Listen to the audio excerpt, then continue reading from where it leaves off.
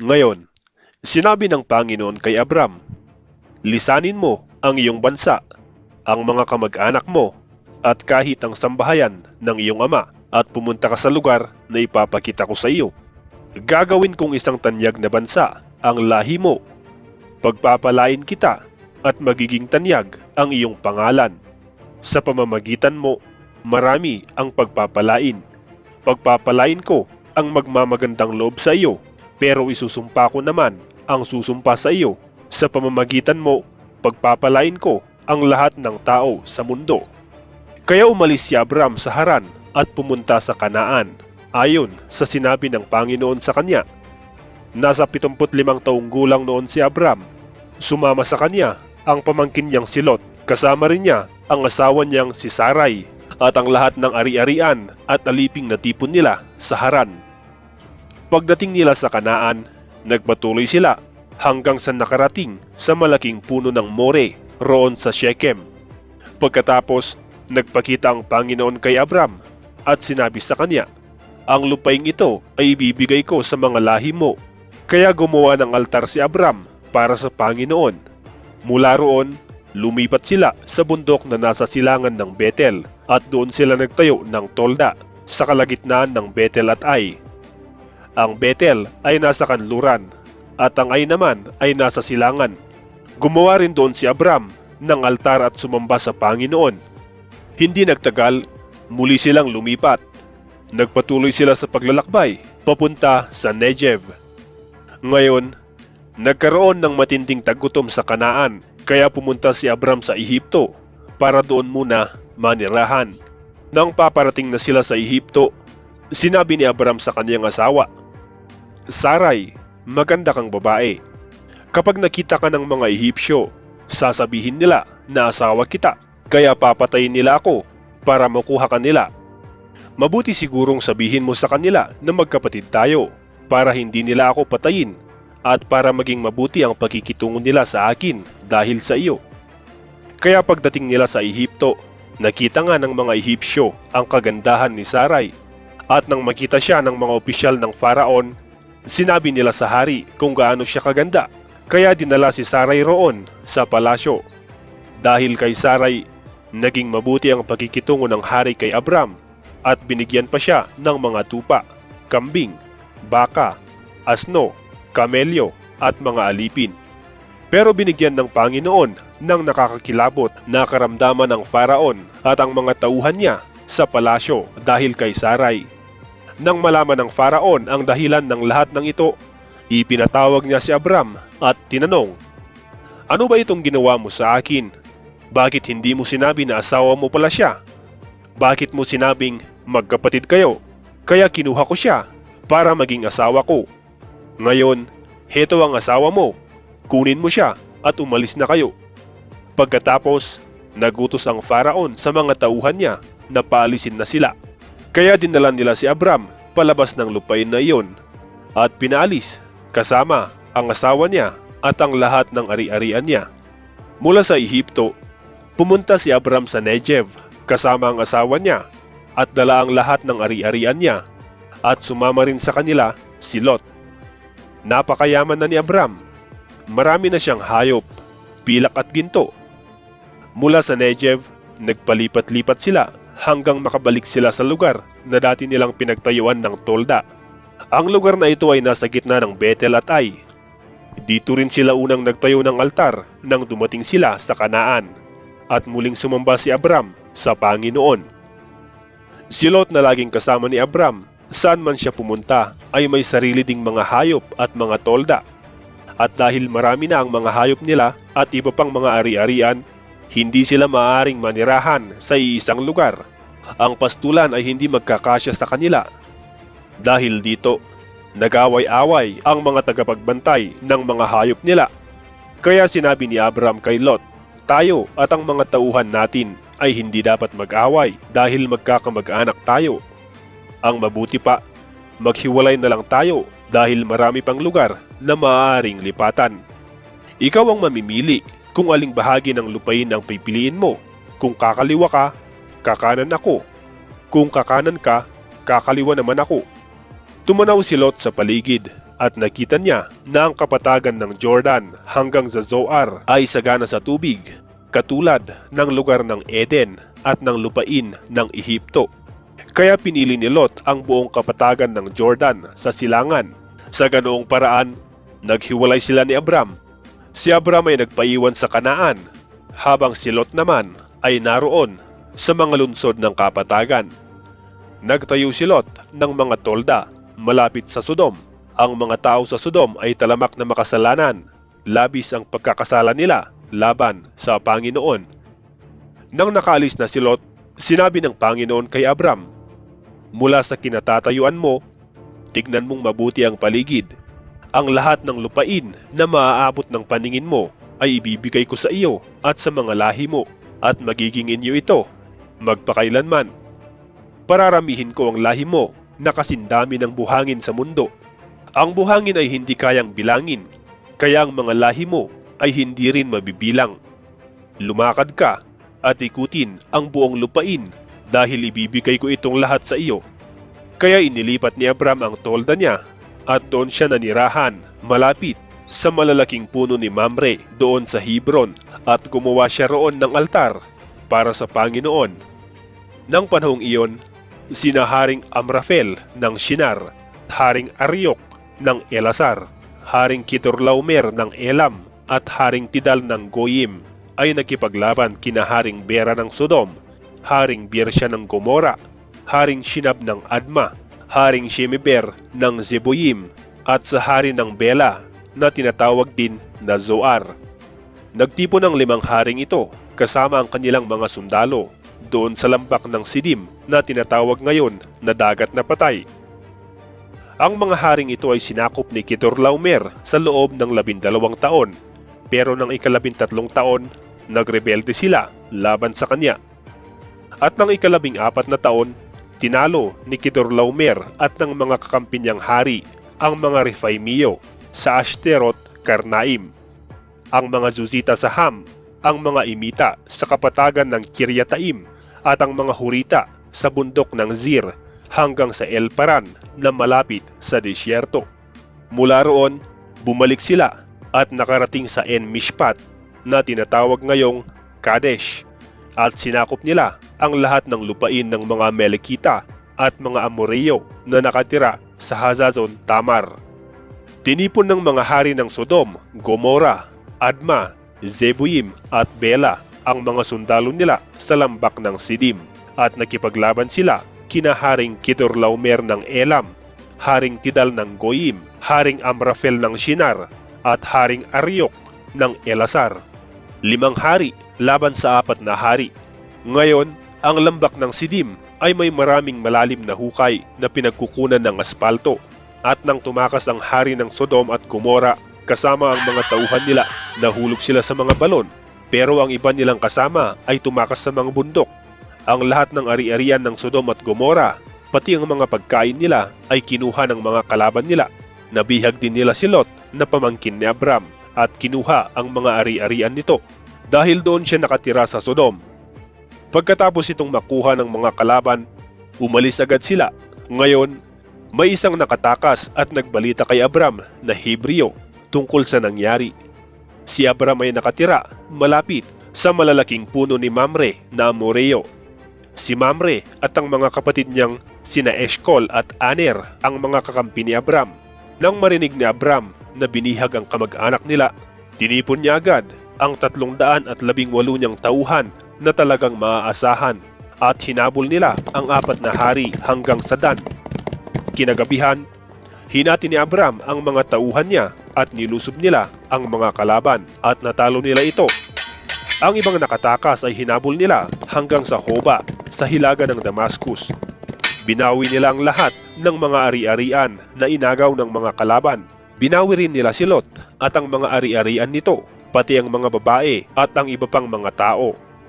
Nang umuwi na si Abram, matapos nilang talunin si Kedorlaomer at ang mga kasama niyang hari, sinalubong siya ng hari ng Sodom sa lambak ng Save.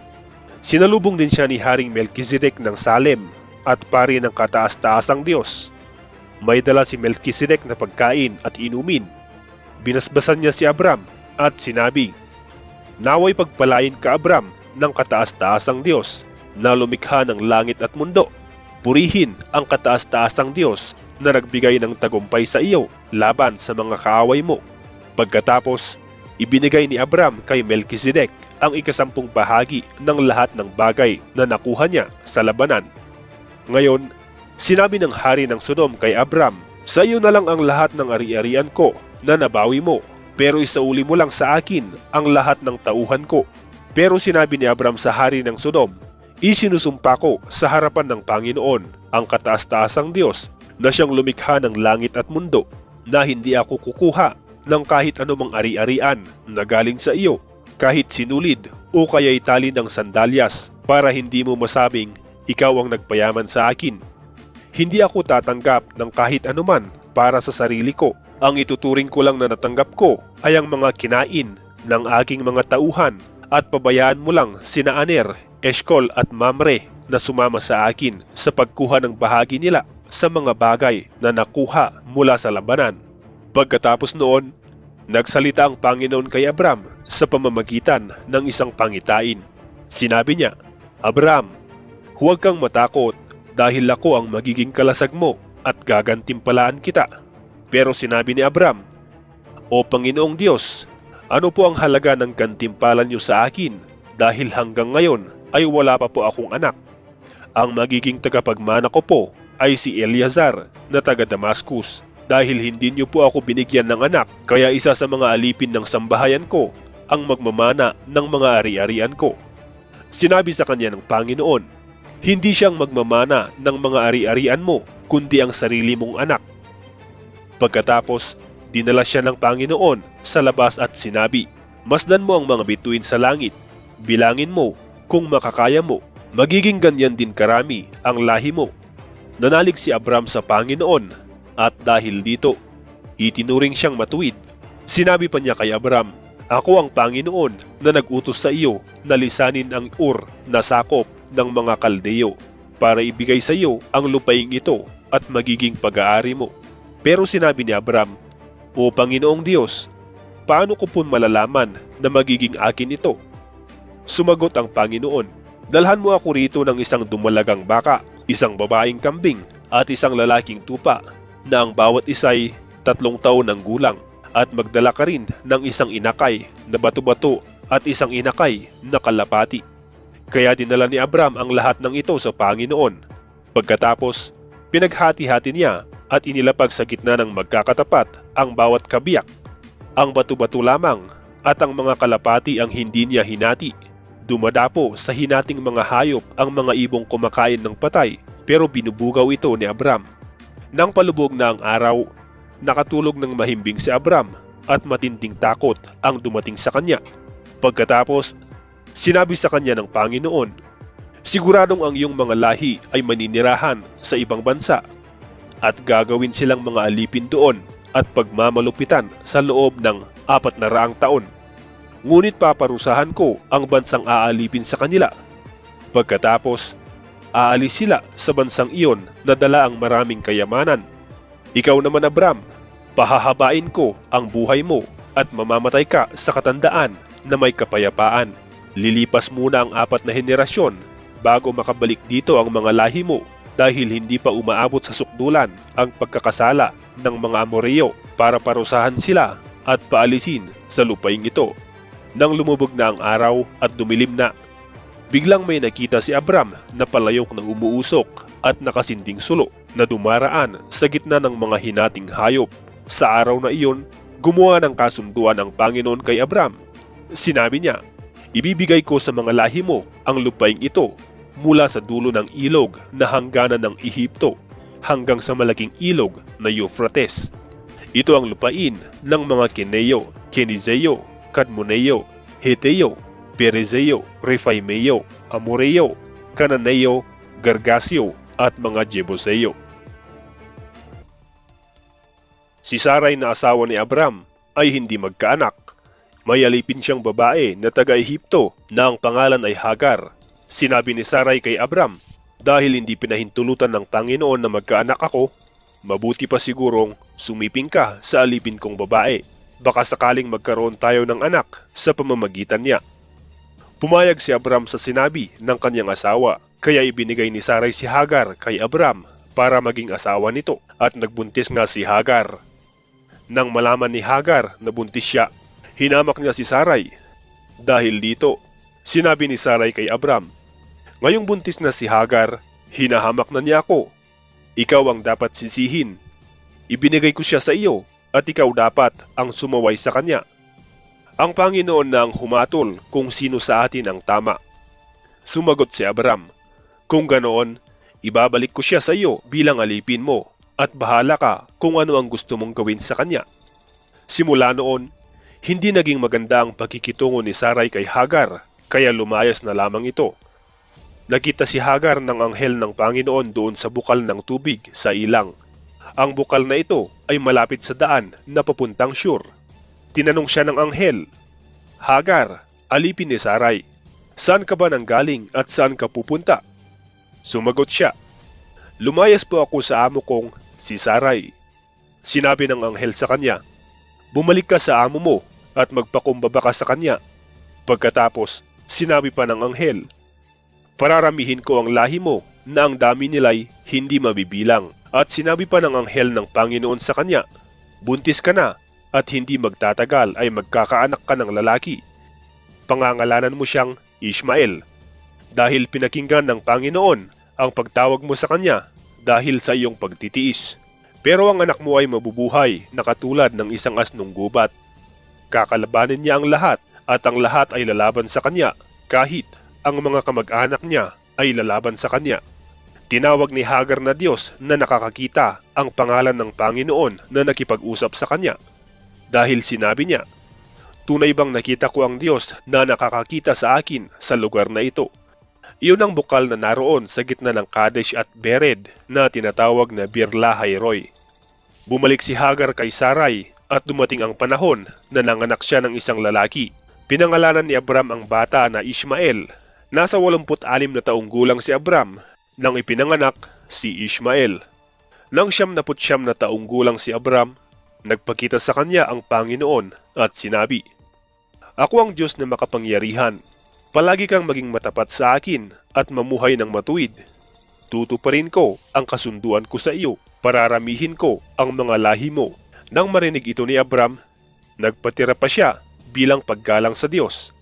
Sinabi ng Diyos sa kanya, "Saganang akin, ito ang kasunduan ko sa iyo. Magiging ama ka ng maraming bansa. Mula ngayon, hindi na Abram ang itatawag sa iyo, kundi Abraham, dahil gagawin kitang ama ng maraming bansa. Pararamihin ko ang mga lahi mo at magtatayo sila ng mga bansa, at ang iba sa kanila ay magiging hari. Tutuparin ko ang kasunduan ko sa iyo at sa mga lahi mo sa susunod mo pang mga henerasyon, na patuloy akong magiging Diyos ninyo. Ang kasunduang ito ay magpapatuloy magpakailanman. Mga dayuhan lamang kayo ngayon sa lupain ng Kanaan, pero ibibigay ko ang buong lupaing ito sa iyo at sa mga lahi mo. Magiging iyo na ito magpakailanman, at patuloy akong magiging Diyos ninyo." Sinabi pa niya kay Abraham, "Ingatan mo ang kasunduan nating ito, at ganoon din ang dapat gawin ng mga lahi mo sa susunod pang mga henerasyon. At tungkol sa kasunduang ito, dapat ninyong tuliin ang lahat ng lalaki. Ito ang magiging palatandaan ng kasunduan ko sa inyo. Mula ngayon hanggang sa susunod pang mga henerasyon, ang lahat ng lalaking ipapanganak ay dapat tuliin pagsapit ng 8 araw mula ng isilang ito. Tuliin din ninyo ang mga aliping lalaki na isinilang sa tahanan ninyo, at pati ang mga aliping binili ninyo sa mga taga-ibang lugar. Ito ang palatandaan sa katawan ninyo na magpapatunay na ang kasunduan ko sa inyo ay magpapatuloy hanggang wakas. Ang sinumang lalaki sa inyo na tumangging magpatuli ay huwag ninyong ituring na kababayan, dahil binaliwala niya ang kasunduan ko." Sinabi pa ng Diyos kay Abraham, "Tungkol naman sa asawa mong si Sarai, hindi mo na siya tatawaging Sarai, kundi mula ngayon ay Sara na ang itatawag mo sa kanya. Pagpapalain ko siya at bibigyan kita ng anak sa pamamagitan niya. Magiging ina siya ng maraming bansa, at ang iba pa niyang mga lahi ay magiging hari." Nang marinig ito ni Abraham, nagpatira pa siya bilang paggalang sa Diyos Pero tumawa siya sa kanyang narinig. Sinabi niya sa kanyang sarili, magkakaanak pa ba ako na nasa 100 taong gulang na? At si Sarah, magbubuntis pa kaya siya na nasa 70 taong gulang na? Sinabi niya sa Diyos, kung ganoon po ang mangyayari, naway pagpalain niyo rin po ang anak kong si Ishmael. Sumagot ang Diyos, ang totoo ay ito, ang asawa mong si Sarah ay manganganak ng lalaki at pangangalanan mo siyang Isaac. Sa kanya ko ipagpapatuloy ang kasunduan ko sa iyo at magpapatuloy ang kasunduang ito sa mga lahi niya magpakailanman. Tungkol naman kay Ishmael, narinig ko ang kahilingan mo para sa kanya. Pagpapalain ko siya at bibigyan ng maraming lahi. Magiging ama siya ng 12 pinuno at ang mga lahi niya ay magiging mga tanyag na tao. Kaya lang, ang kasunduan ko sa iyo ay tutuparin ko lang kay Isaac at sa mga lahi niya. Ipapanganak ni Sarah si Isaac sa ganito ring panahon sa susunod na taon. Umalis ang Diyos pagkatapos niyang sabihin kay Abraham ang mga ito. Sa mismong araw na iyon, tinupad ni Abraham ang iniutos sa kanya ng Diyos. Tinuli niya ang anak niyang si Ishmael at ang lahat ng lalaki sa kanyang sambahayan. Ang mga aliping isinilang sa tahanan niya at ang mga aliping binili niya. Si Abraham ay 99 na taong gulang nang tuliin siya. At si Ishmael naman ay 13 taong gulang na. Sa mismong araw na iyon na nag-utos ang Diyos na ang lahat ng lalaki ay dapat tuliin, nagpatuli si Abraham at si Ishmael, pati ang lahat ng alipin ni Abraham na isinilang sa sambahayan niya at ang mga alipin na binili niya sa mga taga-ibang lugar. Nagpakita ang Panginoon kay Abraham nang nakatira pa siya malapit sa malalaking puno ni Mamre. Mainit ang araw noon at si Abraham ay nakaupo sa pintuan ng kanyang tolda. Habang nagmamasid siya, may nakita siyang 3 lalaki na nakatayo sa di kalayuan. Tumayo siya at dali-daling sumalubong sa kanila. Yumukod siya sa kanila bilang paggalang at sinabi, Panginoon, kung maaari, dumaan po muna kayo rito sa amin. Magpapakuha po ako ng tubig para makapaghugas kayo ng mga paa ninyo at makapagpahinga sa lilim ng punong kahoy na ito. Kukuha rin ako ng pagkain para sa inyo upang may lakas po kayo sa inyong paglalakad. Ikinagagalak ko pong mapaglingkuran kayo habang nandito kayo sa amin. At sumagot sila, sige, gawin mo kung ano ang sinabi mo. Kaya nagmadaling pumasok si Abraham sa tolda at sinabi kay Sarah, kumuha ka ng kalahating sako ng magandang klaseng harina at magluto ka ng tinapay at bilisan mo ang pagluluto. Tumakbo agad si Abraham papunta sa mga bakahan niya at pumili ng matabang guya at ipinakatay niya ito at ipinaluto sa alipin niyang kabataan. Pagkatapos, dinala niya ito sa mga panauhin nila at nagdala rin siya ng keso at gatas. At habang kumakain sila sa ilalim ng punong kahoy, naroon din si Abraham na naglilingkod sa kanila. Ngayon, nagtanong ang mga panauhin kay Abraham, nasaan ang asawa mong si Sarah? Sumagot siya, naroon po sa loob ng tolda. Ang isa sa mga panauhin ay nagsabi, tiyak na babalik ako rito sa ganito ring panahon sa susunod na taon at magkakaroon ng anak na lalaki ang asawa mong si Sarah. Nakikinig pala si Sarah sa pintuan ng tolda na nasa likod lamang ni Abraham. Tumawa si Sarah sa kanyang sarili at nag-isip-isip. Sa katandaan kong ito, masisiyahan pa ba akong sumiping sa asawa ko na matanda na rin para magkaanak kami? Nagtanong agad ang Panginoon kay Abraham, bakit tumatawa si Sarah at sinasabi, magkakaanak pa ba ako ngayong matanda na ako? May bagay ba na hindi magagawa ng Panginoon? Tulad ng sinabi ko, babalik ako rito sa ganito ring panahon sa susunod na taon at magkakaroon ng anak na lalaki, si Sarah. Natakot si Sarah, kaya nagsinungaling siya.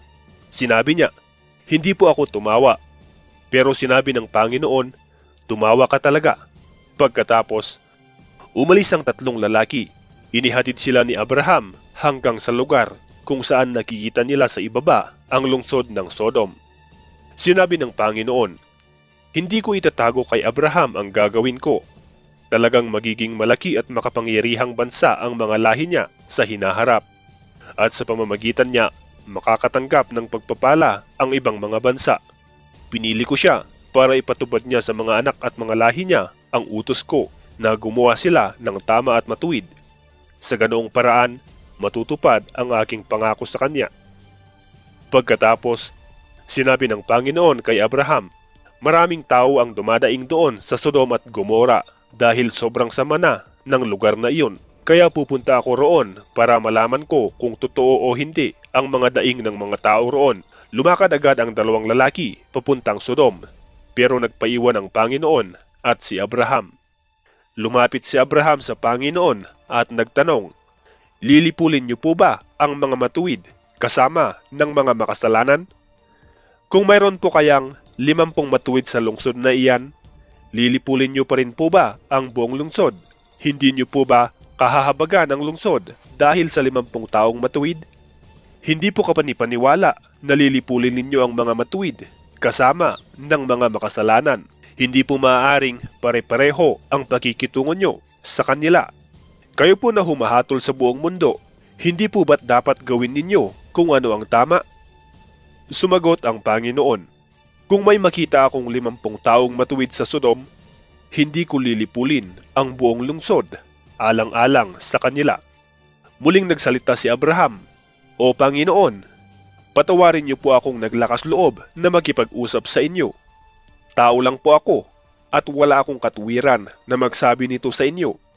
Pero kung mayroon po kayang 45 matuwid, lilipulin niyo pa rin po ba ang buong lungsod dahil kulang po ito ng 5? Sumagot ang Panginoon, kung may makikita akong 45 matuwid, hindi ko lilipulin ang lungsod.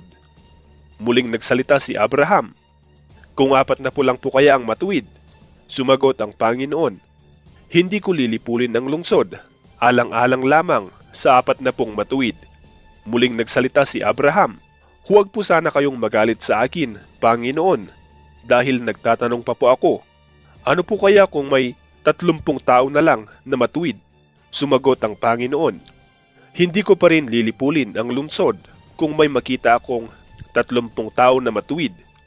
Muling nagsalita si Abraham, Panginoon, patawarin niyo po ako sa paglalakas loob ko sa pakikipag-usap sa inyo. Ano po kaya kung may 20 na lang na taong matuwid? Sumagot ang Panginoon, hindi ko pa rin lilipulin ang lungsod, alang-alang sa 20 taong matuwid.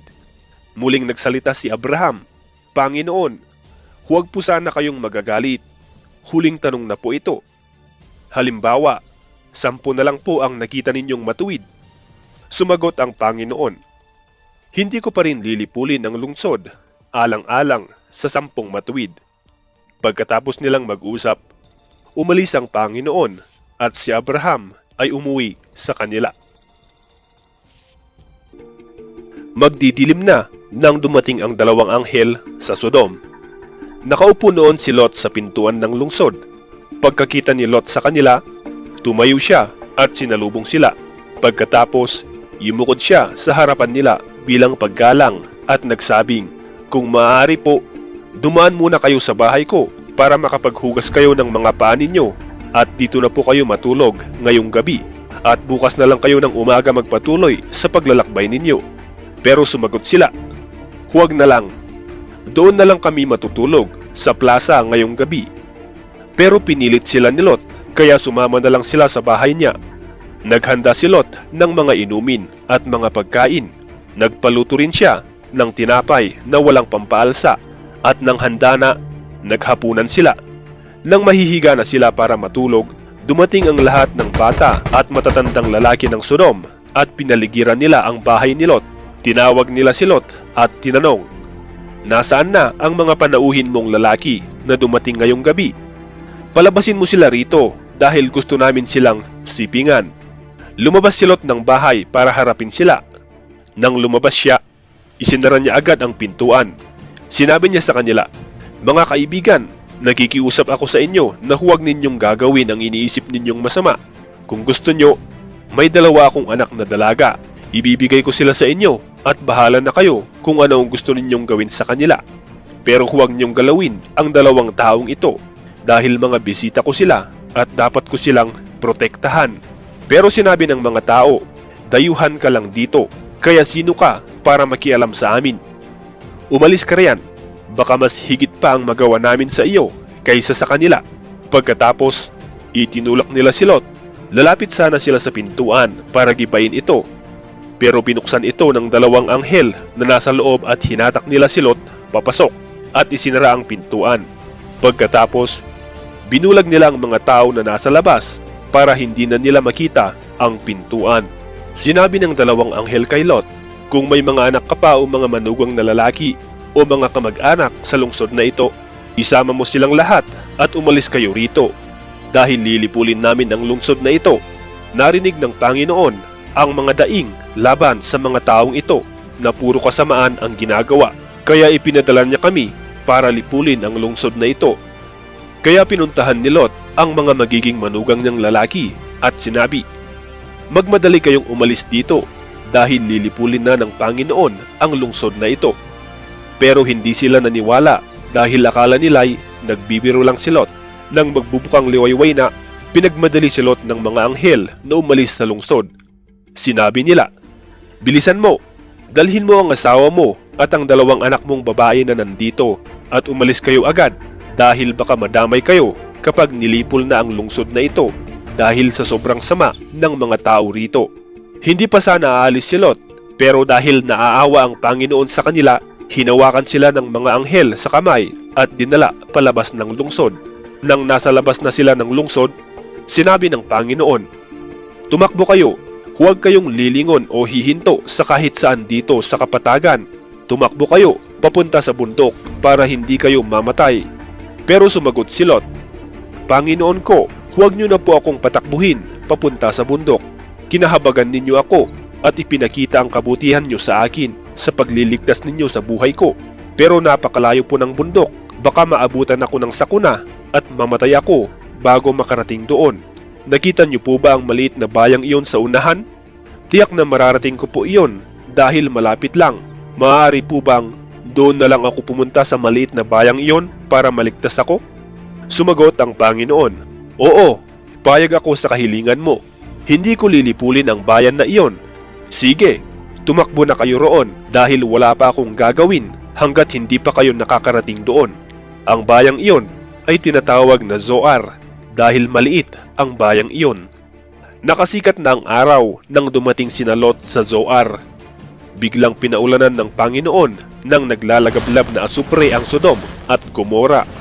Nilipol ng Panginoon ang dalawang lungsod at ang buong kapatagan.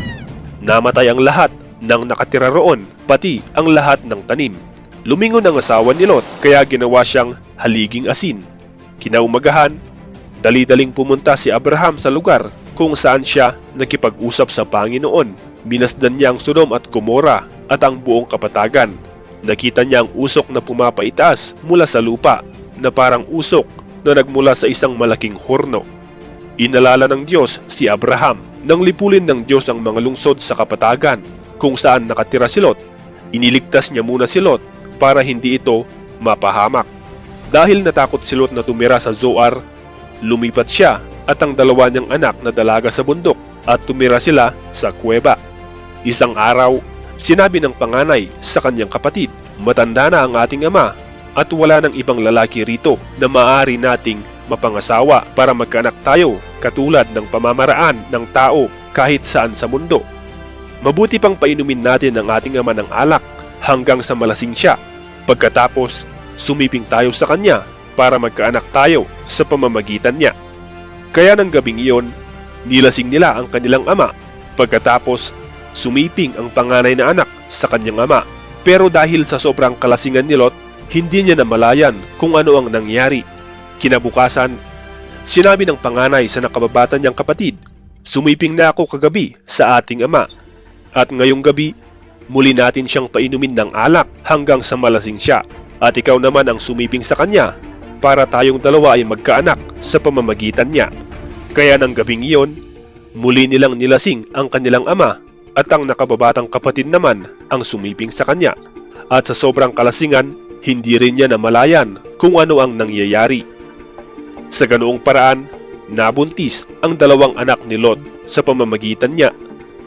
Dumating ang panahon, nanganak ang panganay ng isang lalaki at pinangalanan niyang Moab.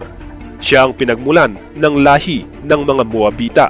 Nanganak din ang nakababatang kapatid ng isang lalaki at pinangalanan niyang Ben-Ami. Siya ang pinagmulan ng lahi ng Amonita.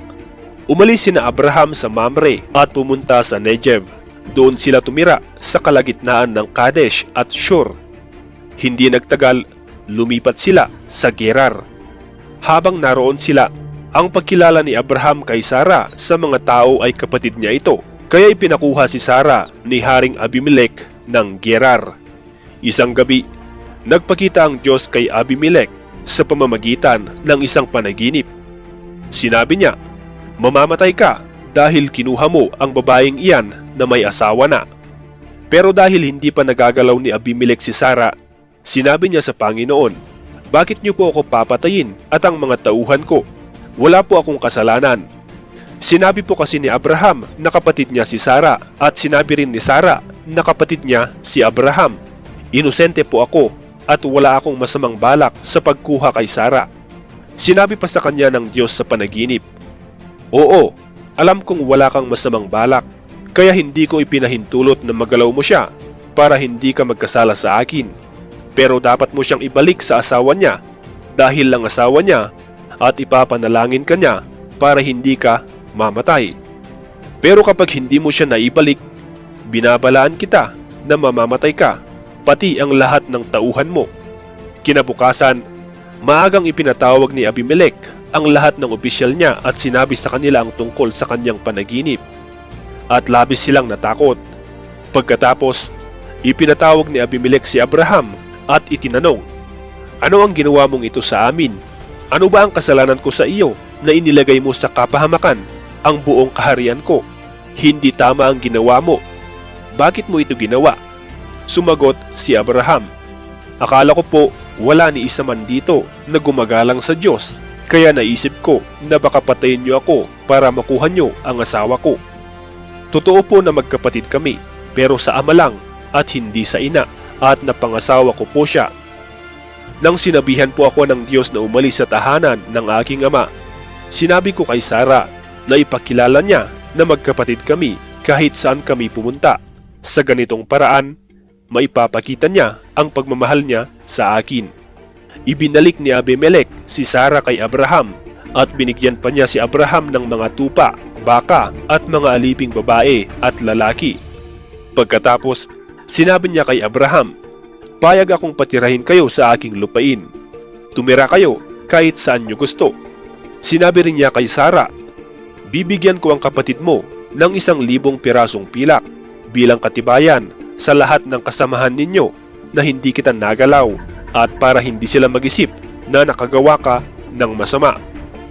Dahil sa pagkuha kay Sara, niloob ng Panginoon na hindi magkakaanak ang lahat ng babae sa sambahayan ni Abimelech. Kaya nanalangin si Abraham sa Diyos at pinagaling ng Diyos ang asawa ni Abimelech at ang mga alipin niyang babae para muli silang magkaanak. Pinagaling din ng Diyos si Abimelech sa kanyang karamdaman. Ngayon, inalala ng Panginoon si Sara ayon sa kanyang ipinangako. Nagbuntis si Sara at nanganak ng lalaki kahit matanda na si Abraham. Isinilang ang sanggol sa panahon na sinabi noon ng Diyos. Pinangalanan ni Abraham ang sanggol na Isaac. Nang 8 araw na ang sanggol, dinuli siya ni Abraham ayon sa iniutos sa kanya ng Diyos. Nang ipinanganak si Isaac, 100 taong gulang na si Abraham. Sinabi ni Sara, "Pinatawa ako ng Diyos at kahit sinong makarinig ng tungkol sa nangyari sa akin ay matatawa rin. Sino kayang makapagsasabi kay Abraham na makakapagpasuso pa ako ng sanggol, pero nagkaanak pa ako kahit matanda na siya?" Lumaki si Isaac at nang araw na naawat na siya sa pagsuso sa kanyang ina, nagdaos si Abraham ng isang malaking handaan. Isang araw, nakita ni Sara na tinutukso ni Ishmael si Isaac. Kaya sinabi ni Sara kay Abraham, "Palayasin mo ang babaeng alipin at ang anak niya, dahil ang anak ng babaeng alipin ay hindi maaaring makibahagi sa mamanahin ng anak kong si Isaac." Labis itong ikinalungkot ni Abraham dahil anak din niya si Ishmael. Pero sinabi ng Diyos sa kanya, "Hindi mo dapat ikalungkot ang tungkol kay Ishmael at kay Hagar. Sundin mo ang sinabi ni Sara dahil kay Isaac magmumula ang mga lahi na aking ipinangako. At tungkol naman kay Ishmael, bibigyan ko rin siya ng maraming lahi at magiging isang bansa rin sila dahil anak mo rin siya." Kinabukasan, maagang kumuha si Abraham ng pagkain at tubig na nakalagay sa sisidlang balat at inilagay niya ito sa balikat ni Hagar. Pagkatapos, umalis si Hagar kasama ang kanyang anak. Naglakbay sila sa ilang ng Beersheba na hindi alam kung saan sila pupunta. Nang naubos na ang kanilang tubig, iniwan niya ang anak niya sa ilalim ng isa sa mga mabababang punong kahoy at lumakad siya na may layong 100 metro mula sa kanyang anak. Doon siya umupo at umiyak na nagsabi sa kanyang sarili, "Hindi ko matitiis na pagmasdan ang kamatayan ng anak ko." Ngayon, narinig ng Diyos ang iyak ng bata, kaya sinabi ng anghel ng Diyos kay Hagar mula roon sa langit, "Ano ang gumugulo sa iyo, Hagar? Huwag kang matakot. Narinig ng Diyos ang iyak ng anak mo. Tumayo ka at ibangon mo ang bata, dahil gagawin kong malaking bansa ang kanyang mga lahi." Pagkatapos, may ipinakita ang Diyos sa kanya na isang balon. Pumunta siya roon at nilagyan ng tubig ang sisidlan niya. Pagkatapos, pinainom niya ang kanyang anak. Hindi pinabayaan ng Diyos si Ishmael hanggang lumaki ito. Doon siya tumira sa ilang ng Paran at naging isa siyang mahusay na mamamana. Dumating ang panahon na pinapag-asawa siya ng kanyang ina sa isang Ehipsyo. Nang panahong iyon, pumunta si Abimelech kay Abraham kasama ang commander ng mga sundalo niya na si Pikol. Sinabi ni Abimelech kay Abraham, "Tinutulungan ka talaga ng Diyos sa lahat ng ginagawa mo, kaya mangako ka rito sa pangalan ng Diyos na hindi mo ako pagtataksilan, pati na ang aking mga lahi. Ipakita mo ang kabutihan mo sa akin at sa lugar na ito na tinitirhan mo ngayon, tulad din ng ipinakita kong kabutihan sa iyo." Sumagot si Abraham, "Isinusumpa ko." Pero dumaing si Abraham kay Abimelech tungkol sa balon na inagaw ng mga alipin niya. Sinabi ni Abimelech, "Hindi ko alam kung sino ang gumawa niyan.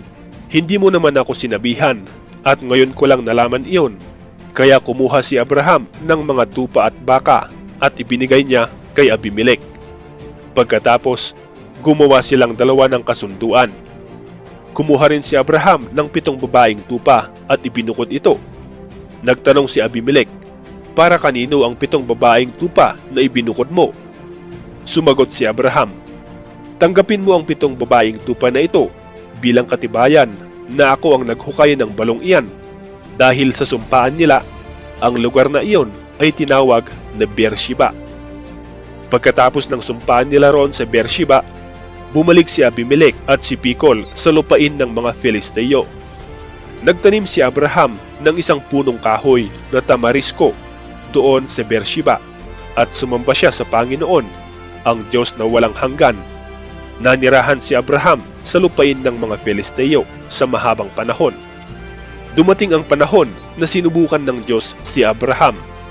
Tinawag niya si Abraham at sumagot si Abraham sa kanya. Pagkatapos, sinabi niya, "Dalhin mo ang kaisa-isa at pinakamamahal mong anak na si Isaac at pumunta kayo sa lupain ng Moria. Umakyat kayo sa bundok na ituturo ko sa iyo at ialay mo siya sa akin bilang handog na sinusunog." Kinabukasan, maagang nagsibak si Abraham ng mga kahoy na gagamitin sa paghahandog at isinakay niya ito sa asno. Lumakad siya kasama ni Isaac at ang dalawa niyang aliping lalaki papunta sa lugar na sinabi sa kanya ng Diyos. Nang 3 araw ng kanilang paglalakbay, nakita ni Abraham sa di kalayuan ang lugar na sinabi sa kanya ng Diyos. Kaya sinabi ni Abraham sa dalawa niyang alipin, "Dito muna kayo at bantayan ninyo ang asno, dahil aakyat kami roon para sumamba sa Diyos. Babalik din kami agad." Ipinapasan ni Abraham kay Isaac ang mga kahoy na gagamitin sa paghahandog at siya ang nagdala ng itak at sulo. Habang lumalakad sila, sinabi ni Isaac, "Ama." Sumagot si Abraham, "Bakit anak?" Nagtanong si Isaac, "May dala po tayong sulo at panggatong. Pero nasaan po ang tupa na ihahandog?" Sumagot si Abraham, "Anak, ang Diyos mismo ang magbibigay sa atin ng tupang ihahandog." At nagpatuloy sila sa paglalakad. Nang dumating sila sa lugar na sinabi ng Diyos, gumawa si Abraham ng altar na bato at inihanda niya ang mga kahoy sa ibabaw nito. Pagkatapos, iginapos niya si Isaac at inihiga sa ibabaw ng altar. Kinuha niya ang itak at nang papatay na sana niya si Isaac, tinawag siya ng anghel ng Panginoon mula sa langit. Abraham, Abraham! Sumagot si Abraham, narito po ako. Sinabi ng anghel, huwag mong patayin ang anak mo. Ngayon, napatunayan ko na may takot ka sa Diyos dahil hindi mo ipinagkait ang kaisa-isa mong anak. Paglingon ni Abraham, may nakita siyang isang lalaking tupa na ang sungay ay nasabit sa mga sanga ng kahoy at hindi na ito makaalis. Kaya kinuha ito ni Abraham at inihandog bilang handog na sinusunog kapalit ng kanyang anak. Tinawag ni Abraham ang lugar na iyon na naglalaan ang Panginoon. Ito ang pinagmulan ng kasabihang sa bundok ng Panginoon may inilalaan siya. Muling tinawag ng anghel ng Panginoon si Abraham mula sa langit. Sinabi niya, ito ang sinasabi ng Panginoon, sumusumpa ako sa sarili ko na pagpapalain kita ng lubos dahil hindi mo ipinagkait sa akin ang kaisa-isa mong anak. Bibigyan kita ng mga lahi na kasindami ng mga bituin sa langit at ng buhangin sa dalampasigan. Sasakupin nila ang mga lungsod ng kanilang mga kaaway. At sa pamamagitan ng iyong mga lahi, pagpapalain ko ang lahat ng bansa sa mundo dahil sumunod ka sa akin. Pagkatapos nito, binalikan nila Abraham at Isaac ang kanilang mga alipin at bumalik sila sa Beersheba at doon na nanirahan. Pagkalipas ng ilang panahon, nabalitaan ni Abraham na ang kapatid niyang si Nahor ay may mga anak kay Milka. Nabuhay si Sarah ng 127 taon. Namatay siya sa Kiryat Arba sa lupain ng Kanaan. Labis ang paghihinagpis ni Abraham sa pagkamatay ni Sarah. Ngayon, iniwan muna ni Abraham ang bangkay ng asawa niya at nakipagkita siya sa mga Heteo at sinabi sa kanila, nakatira ako rito sa lugar ninyo bilang isang dayuhan, kaya kung maaari ay pagbilhan din ninyo ako ng lupa na maaari kong paglibingan ng asawa ko. Sumagot ang mga Heteo, Ginoo, makinig ka muna sa amin. Kilala ka namin na isang tanyag na tao, kaya maaari mong ilibing ang asawa mo kahit saan sa pinakamabuting libingan dito sa amin. Walang sino man sa amin ang magkakait sa iyo ng kanyang libingan para mailibing mo ang asawa mo. Yumukod agad si Abraham sa harapan ng mga Heteo. Pagkatapos, sinabi niya, kung payag kayo narito ko ililibing ang asawa ko, tulungan niyo ako na kausapin si Efron na anak ni Zohar na ibenta niya sa akin ng kuweba niya na nasa tabi ng bukirin niya sa Makpela. Sabihin niyo sa kanya na babayaran ko siya sa tamang halaga dito mismo sa harapan ninyo para maging akin ito at gawing libingan. Naroon pala si Efron na nakaupo kasama ng mga kababayan niyang Heteo. Kaya sumagot siya kay Abraham na naririnig ng lahat ng Heteo na nagtitipon-tipon doon sa pintuan ng lungsod. Sinabi niya, sa harap ng mga kababayan ko ay ibinibigay ko sa iyo ang buong bukirin, pati na ang kuweba, kaya maaari mo nang ilibing ang asawa mo. Muling yumukod si Abraham, tanda ng pagpapasalamat sa harapan ng mga Heteo.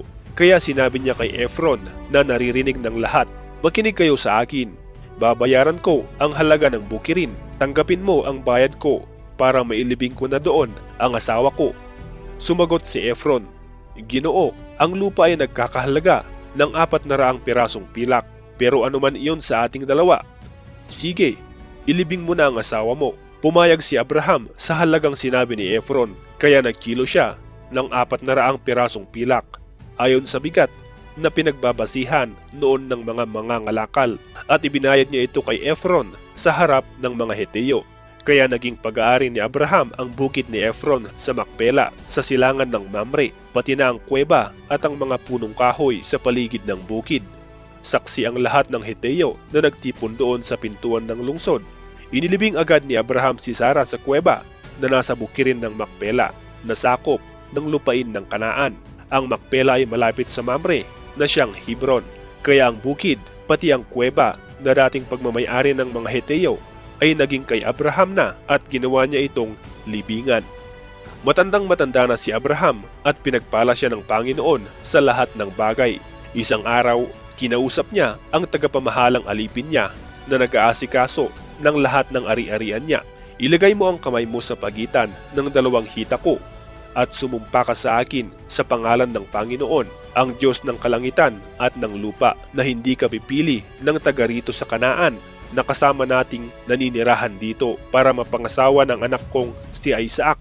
Pumunta ka sa lugar na pinanggalingan ko at doon ka pumili ng babaeng mapapangasawa ng anak kong si Isaac na mula sa mga kamag-anak ko. Pero nagtanong ang alipin, paano po kung ayaw sumama ng babae sa lugar na ito? Dadalhin ko na lang po ba si Isaac doon? Sumagot si Abraham, huwag mong dalhin si Isaac doon. Dinala ako rito ng Panginoon, ang Diyos ng kalangitan, mula sa sambahayan ng aking ama, sa lugar kung saan ako isinilang. At sumumpa siya na ibibigay niya ang lupaing ito ng Kanaan sa mga lahi ko. Kaya lumakad ka dahil magpapadala ang Panginoon ng anghel niya na sasama sa iyo para makakita ka roon ng mapapangasawa ng anak ko. Kapag hindi sumama sa iyo ang babae, wala kang pananagutan sa pagsumpa mong ito sa akin, pero huwag mong dadalhin doon ang anak ko. Kaya inilagay ng alipin ang kamay niya sa pagitan ng dalawang hita ni Abraham na kanyang amo, at sumumpa siya na susundin ang iniutos sa kanya. Pagkatapos, kumuha ang alipin ng 10 kamelyo at mga mamahaling regalo mula sa amo niyang si Abraham. Lumakad siya agad papunta sa Aram Naharaim, ang bayan na tinitirhan ni Nahor. Pagdating ng alipin sa bayan, pinaluhod niya ang mga kamelyo malapit sa balon sa labas ng bayan. Dapit hapon noon at oras na ng pag-igib ng mga kababaihan.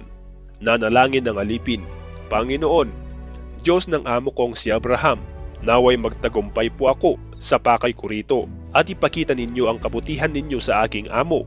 Nakatayo po ako sa tabi ng balon habang umiigib ang mga babae sa bayan na ito. Kung hihingi po ako ng tubig na nasa banga ng isang dalaga at pumayag siyang painumin ako, pati ang mga kamelyo ko, naway siya na po ang babaeng pinili ninyong maging asawa ng lingkod ninyong si Isaac. Sa ganito ko po malalaman ang pagpapakita ninyo ng inyong kabutihan sa amo kong si Abraham. Hindi pa siya natatapos sa panalangin, dumating si Rebeka na may pasan-pasan na banga sa balikat niya. Si Rebeka ay anak ni Betuel na anak ni Nahor at Milka. Si Nahor ay kapatid ni Abraham. Magandang dalaga si Rebeka at birhen pa. Bumaba siya papunta sa balon at nilagyan niya ng tubig ang kanyang banga. Pagkatapos, umakyat siya para umuwi. Nagmamadali ang alipin sa pagsalubong sa kanya at sinabi, "Pwede mo ba akong painumin sa banga mo kahit kaunti lang?" Sumagot si Rebeka, "Sige Ginoo, uminom ka." Mula sa balikat niya, ibinaba niya agad ang banga at hinawakan ito habang umiinom ang alipin. Pagkatapos niyang painumin ang alipin, sinabi niya, "Iigib naman ako para sa mga kamelyo mo hanggang sa makainom silang lahat." Dali-dali niyang ibinuhos ang tubig sa inuman ng mga hayop at bumalik siya sa balon para muling umigib at patuloy siya sa pag-igib hanggang sa makainom ang lahat ng kamelyo. Habang nakamasid ang alipin kay Rebeka, iniisip niya kung iyon na nga ang sagot ng Panginoon sa panalangin niya sa pagpunta niya sa lugar na iyon. Pagkatapos uminom ng mga kamelyo, inilabas ng alipin ang dala niyang gintong singsing na ang bigat ay 6 na gramo.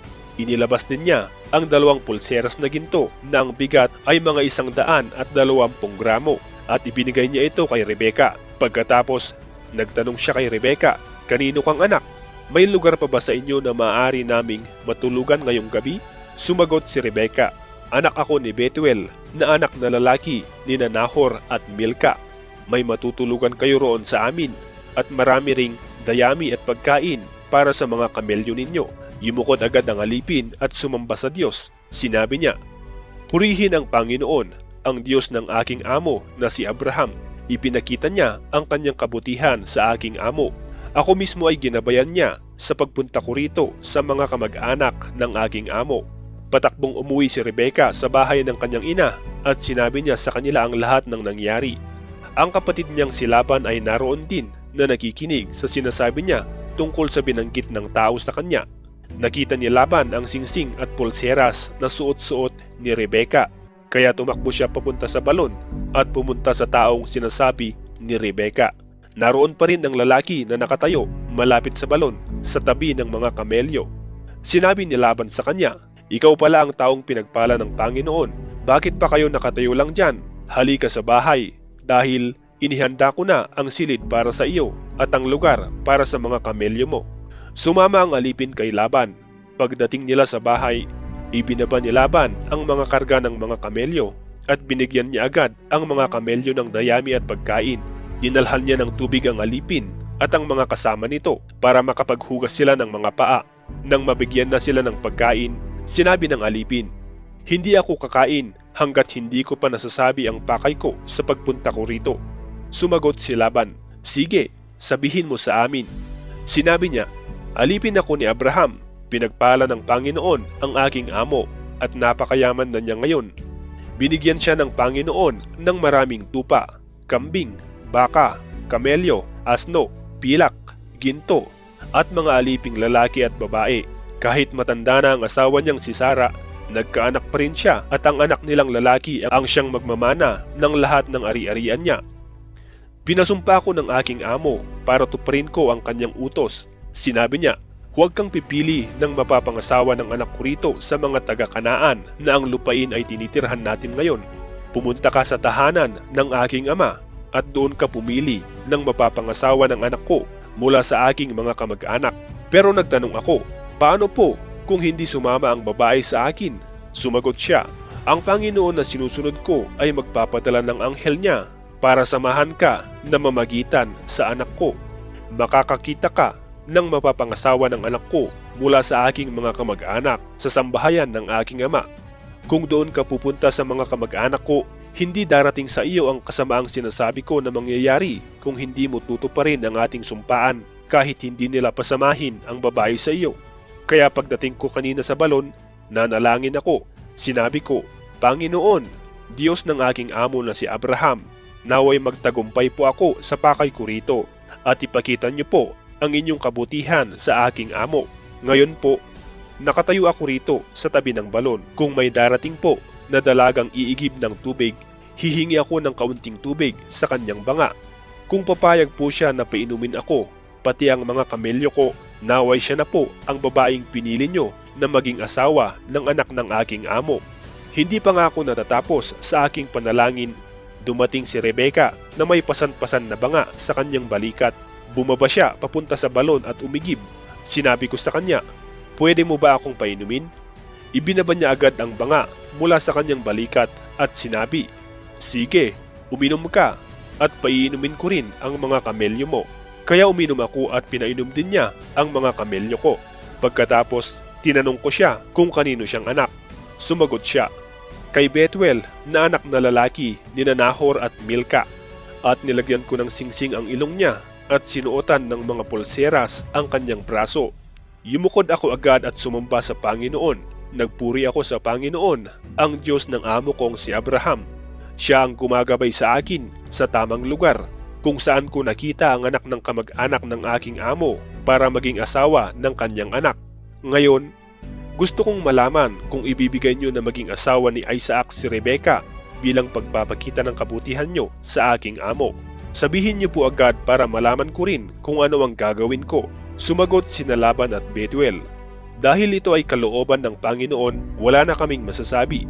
Narito si Rebecca, isama mo siya sa iyong pag-uwi para maging asawa ng anak ng iyong amo, ayon sa sinabi ng Panginoon." Pagkarinig noon ng alipin, yumukod siya at sumamba sa Diyos. Inilabas niya agad ang dala niyang mga bagay na gawa sa pilak at ginto, mga damit, at ibinigay kay Rebecca. Binigyan din niya ng mamahaling regalo ang kapatid at ang ina ni Rebecca. Pagkatapos, kumain ng alipin at ang mga kasama niya. Doon sila natulog ng gabing iyon. Pagkagising nila kinaumagahan, sinabi ng alipin, "Uuwi na ako sa amo ko." Pero sumagot ang kapatid at ang ina ni Rebecca, "Panatilihin niyo muna rito si Rebecca sa amin kahit 10 araw. Pagkatapos ay makakaalis na kayo." Pero sinabi ng alipin, "Huwag niyo naman akong patagalin dito. Namagitan na ang Panginoon sa pakay ko sa pagpunta rito, kaya pabalikin niyo na ako sa amo ko." Sumagot sila, "Tawagin muna natin si Rebecca at tanungin kung ano ang pasya niya." Kaya tinawag nila si Rebecca at tinanong, "Gusto mo bang sumama sa kanya ngayon?" Sumagot si Rebecca, "Oo, sasama ako." Kaya ipinasama nila si Rebecca, pati ang tagapag-alaga niya, sa alipin ni Abraham at sa mga kasama nito. Binasbasan nila si Rebecca sa kanyang pag-alis. Sinabi nila, "Kapatid, naway manggaling sa iyo ang maraming lahi. Naway talunin ng mga lahi mo ang kanilang mga kaaway." Nang handa na ang lahat, sumakay si Rebecca at ang mga aliping babae niya sa mga kamelyo at sumunod sila sa alipin ni Abraham. Ngayon, si Isaac ay nakatira sa Negev at kararating lang galing sa Beer-lahai-roi. Isang araw, nang magtatakip silim na, lumabas si Isaac at naglakad-lakad sa kanilang bukirin. May nakita siyang mga kamelyo na papalapit. Nang makita ni Rebecca si Isaac, bumaba siya sa kanyang kamelyo at nagtanong sa alipin ni Abraham, "Sino ang taong iyon na naglalakad sa bukid papalapit sa atin?" Sumagot ang alipin, "Siya ang aking amo na si Isaac." Kaya tinakpan ni Rebecca ang kanyang mukha ng belo. Sinabi ng alipin kay Isaac ang lahat ng ginawa niya. Pagkatapos, dinala ni Isaac si Rebecca sa toldang tinitirhan doon ng kanyang inang si Sarah. Naging asawa niya si Rebecca at mahal na mahal niya ito. Kaya naibsan ang kalungkutan ni Isaac na dulot ng pagkamatay ng kanyang ina. Nag-asawa ulit si Abraham at ang pangalan ng asawa niya ay Keturah. Ang mga anak nila ay sina Zimran, Jokshan, Medan, Midian, Ishbak at Shua. Si Jokshan ang ama ni Sheba at Dedan. Ang mga lahi ni Dedan ay ang mga Asuriyo, Letuseo, Liyumio. Ang mga anak na lalaki ni Midian ay sina Efa, Efer, Hanok, Abida at Elda. Silang lahat ang mga lahi ni Keturah. Bago namatay si Abraham, iniwan niya ang lahat ng ari-arian niya kay Isaac, pero binigyan niya ng mga regalo ang iba niyang mga anak sa iba niyang mga asawa at pinapunta sa silangan para ihiwalay sa anak niyang si Isaac. Nabuhay si Abraham ng 175 taon. Namatay siya sa katandaan na kontento sa buhay at kasama na ng kanyang mga kamag-anak na sumakabilang buhay na. Inilibing siya ng mga anak niyang sina Isaac at Ishmael doon sa kuweba sa Macpela, sa silangan ng Mamre, sa bukid na dating pagmamay-ari ni Ephron na anak ni Zohar na Heteo. Ang bukid na iyon ay binili ni Abraham sa harapan ng mga Heteo. Doon inilibing si Abraham at ang asawa niyang si Sarah. Pagkatapos mamatay ni Abraham, binasbasan ng Diyos si Isaac at doon siya nanirahan sa Beer-lahai-roi.